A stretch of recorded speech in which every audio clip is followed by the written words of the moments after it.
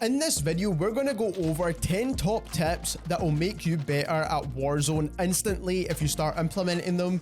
But if you enjoy weapon comparisons, weapon stat breakdowns, and overall tips and tricks for Warzone like this video right now, make sure you subscribe to the channel as we're trying to reach our goal of 10,000 subscribers. And if you don't know by now, we've actually got a second channel, so make sure you click the link in the description and subscribe to us over there, as we've already made tons of videos on that channel as extra content. The first tip of today's video is a question we had on one of our previous tips and tricks videos, and it's all about loadout drops and the timings for them. Sometimes you've not gathered enough cash at the start of a game to buy your own loadout, so when does the free ones actually drop?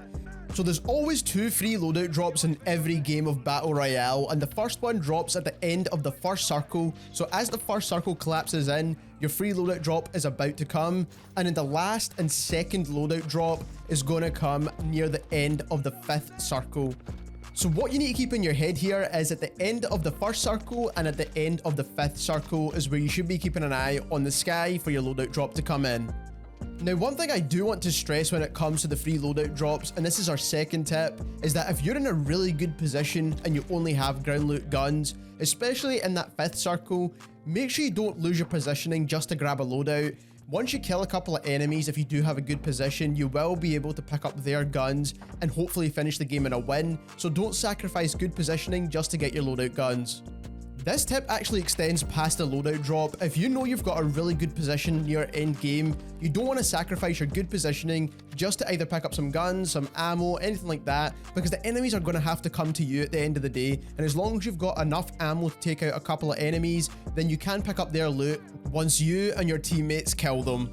Another quick bonus tip, which is kind of just common sense at this point, just make sure you're sharing with your team. If your teammate's down some ammo, share some ammo. If they need plates, share some plates.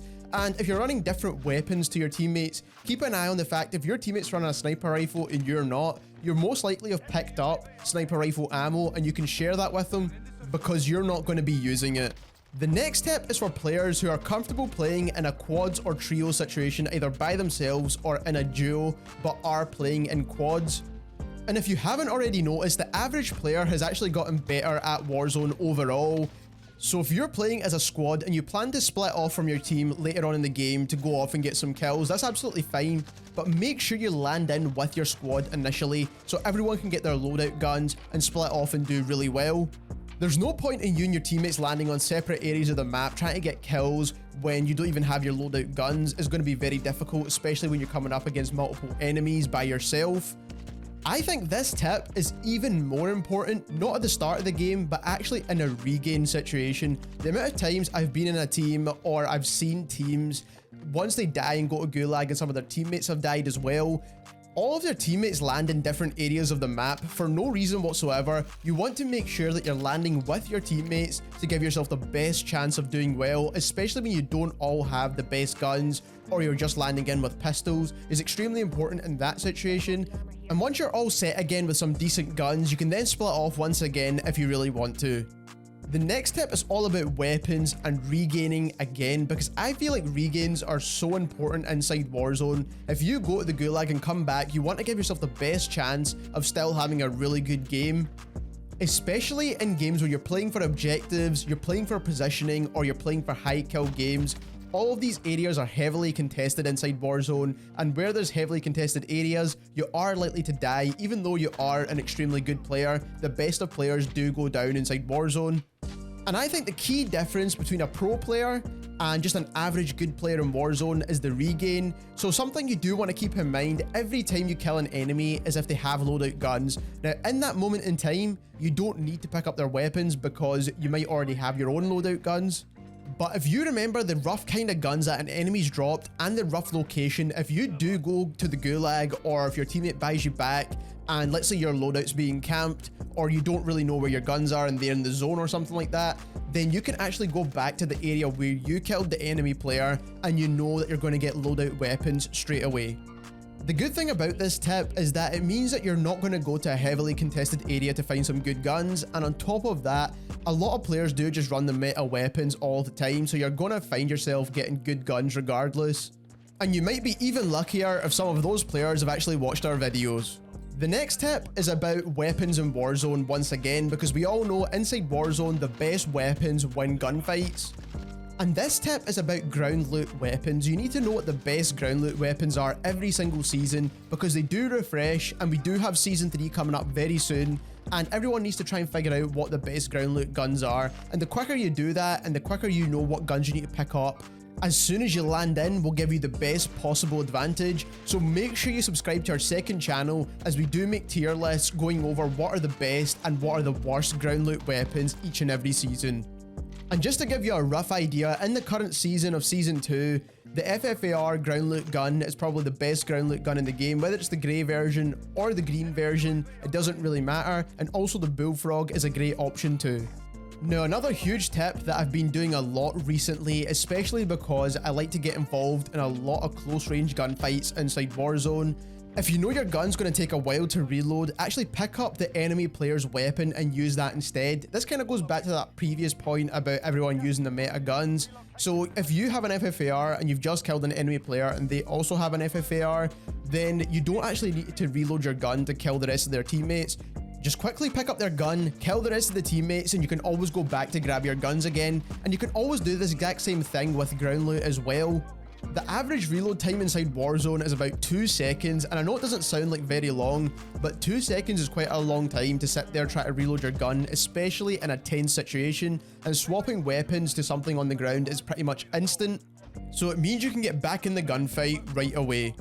Now, another close range tip I would like to give you is something that I've been using a lot myself recently, and that is the quick fix perk. Not a lot of people actually use this perk, but what it does is it regens your health after you've killed an enemy player. And this is especially important if you find yourselves in a solo duo, solo quads, or solo trios situation, or even if you find yourself getting third partied quite a lot. It means once you've killed an enemy, your health regens so fast that you can actually move on to killing the next enemy. Now, you might not have enough time to play it up, but you do get your health back to full, which is definitely very important. Personally, I think this is a great substitution for EOD or double time. Both of those perks are great inside Warzone, but I personally prefer quick fix. Now, another huge tip is if you've got a UAV in the air and you're playing in quads or trios or even duos, make sure you and your teammate mark different enemies. Now, you can always mark the enemy team that you're pushing, but make sure you put a ping on another enemy team just so you know roughly where they are. This is especially useful if you're playing inside quads, because you could potentially ping up to 4 different teams and know their rough location. Now, these enemy teams may no longer be there by the time you actually get round to moving to those locations, but at least you know where the threat areas of the map are. And I think this is extremely important, especially in endgame, where a lot of the teams could be ghosted, and the only reason you're picking them up on the UAV is because you're further away from them. Sometimes that actually does happen. You can still see ghosted enemies on your UAV. So like I said, it's extremely important that you ping enemy players. And again, going back to close range gunfights on my next tip, this one is making the use of doors. The amount of times I've used doors to either make a barrier between me and an enemy player, or just get in the habit of closing doors behind you, because if enemy players are pushing you with dead silence, you'll actually hear the door open and you know an enemy's pushing you. Doors are so underused inside Warzone, so make sure you use them to your advantage to take out enemy players. And the final tip for today's video, and something almost every pro player does, is think about how long a gunfight is taking you. If you're in a gunfight with an enemy team, and even if it's long range or close range, and it's taking you over a minute to even down a single player in that team, you probably shouldn't engage in that gunfight, because all that's going to happen is you're going to waste time trying to down them. They're probably in a good position, and it's going to be a really tough fight. If you're in a gunfight with an enemy team, you want to at least get 1 knock within 30 seconds to a minute, and that will allow the other team to open up and allow you to get many more kills. If you enjoyed this video, don't forget to leave us a like, as it helps us out. Also subscribe to the channel as we're trying to reach our goal of 10,000 subscribers, and click that link in the description down below, and subscribe to our second channel for even more Warzone videos. Thank you very much for watching.